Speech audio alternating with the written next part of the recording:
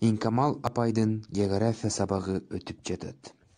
Цейлон аралы жөнүндө узун сабак кызык жумок айтып жатыры. Инкамал апайдын сөзүн уксаң буйрукмуш. Банан деген мөмөсү шакта эйилип, оозго түшүп турат дейт. Дагынкысы дагы бар. Жылаңач элем деп сынап тартпайт экенсиң. Эки колду чөнтөккө салып, чырт түкүрүп коюп жүрө берет экенсиң. Эмнени айтасың? Ажайып турмуштун баары Цейлондо.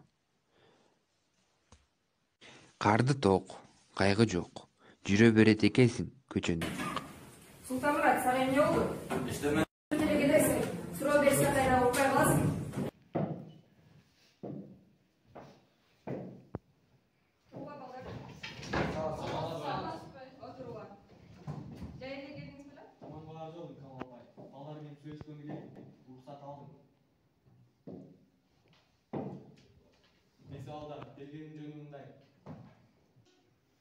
Келгенин жөнү мындай. Мектебиңер суук экен. Былтыр 200 гектар жерде жем айдап калдык. Бул да болсо соңузун кезектейт. Бирок күчтүү жолду жеңиш үчүн намыбыз мол болушу керек. Күздө айдалбай калган жерди жазында айдашыбыз керек. Айдоо алыс Аксайда. Ал жерге аялдар бара албайт. Ошондуктан силерге келдим. Мурун айдоо айдап жүргөндөр бар. Барбы? Топла. Ал жерге баары эле бара бербейт. Мурун кош айдап жүргөндөр бар. Мына Султанмурат, Анатай, Эргеш, Кубаткул, Эркинбек ушулардын кош айдап жүргөнүн көргөм. Сен эртең Аксайдан күтөм.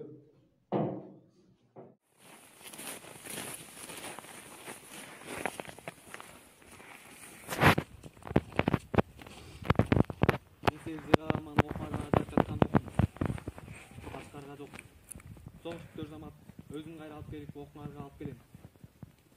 Эмес балдар, азыр командир шайлайбыз. Жигиттер, командирликке Султанмуратты шайлайлы. Эмне кечке Султанмурат болуп? Анатай, ичиң күйүп атабы? Командирге талашкан жерим жок. Каласаң өзүң болуп ал. Айтылды, болду. Султанмурат болот. Анатай эмне кемчилиги бар экен? Дайыма эле Султанмурат деп жүрө бересиңер. Анатай деле эмне, бой эле кичинекей болсо Султанмураттан кемчилиги жок. Топ кылачыңарды. Катары турула.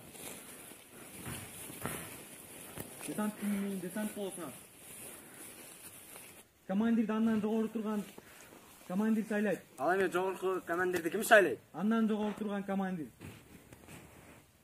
Эмес балдар, азыр согуш учуру.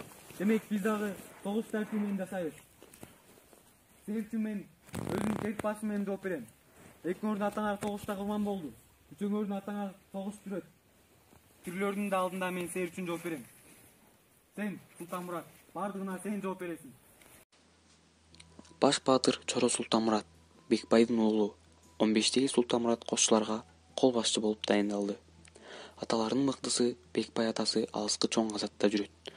Жоого минсе жарайт деген чабдарын уулуна таштап кеткен. Султанмураттын дагы купуя сүйгөн сулуусу Мырзагүл Бийкеч бар. Мырзагүлдүн күлкүсү кашкайып, аткан таңдай, шыңга бойлуу, кымча бел. Экинчи Чоро Анатай баатыр болду. Жашы 16га караган бул бешөөнүн улуусу. Жоого минер октору деген аты да келишти. Анатайдын атасы да согушта, чоң казатта.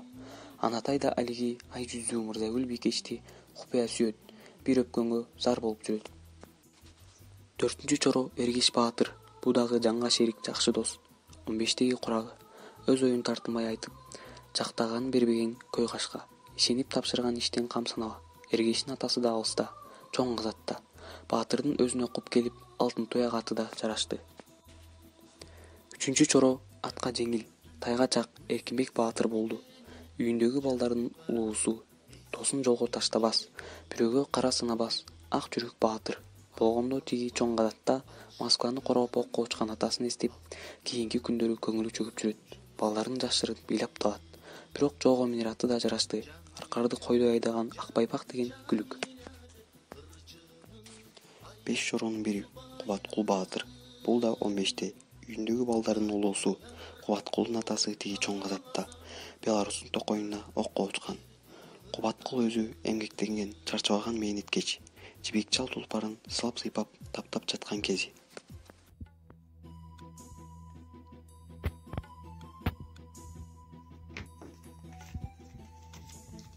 Bulaşıklık Kasım'dagы Мырзагүл дегениңиз кармалат.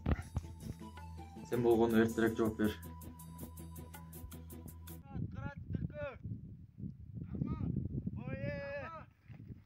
Карма!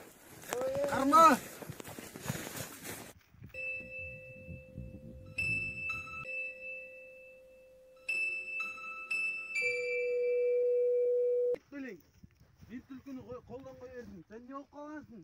Кой ал түлкүнү не кыласың? Атам айтмек тазап бермекпиз да Нургазы Тайкеновдун ол. Ажыке, кой илова.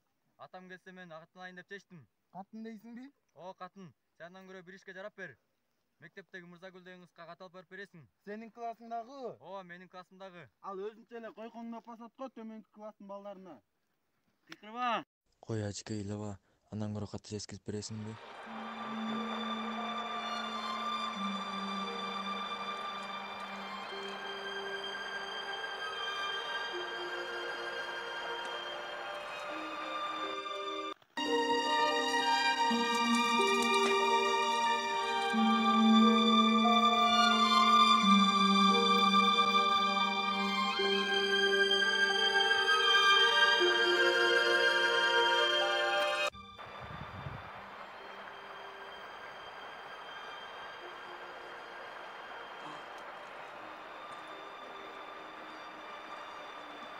Seni orup kaldığa degen.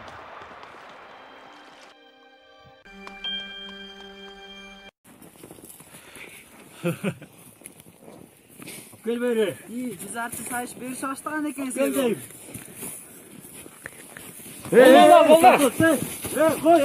Aslan, aslan. Kızılaysın, kaptıraksın. Geldi. Al oldu, kızılaysın mı? Ver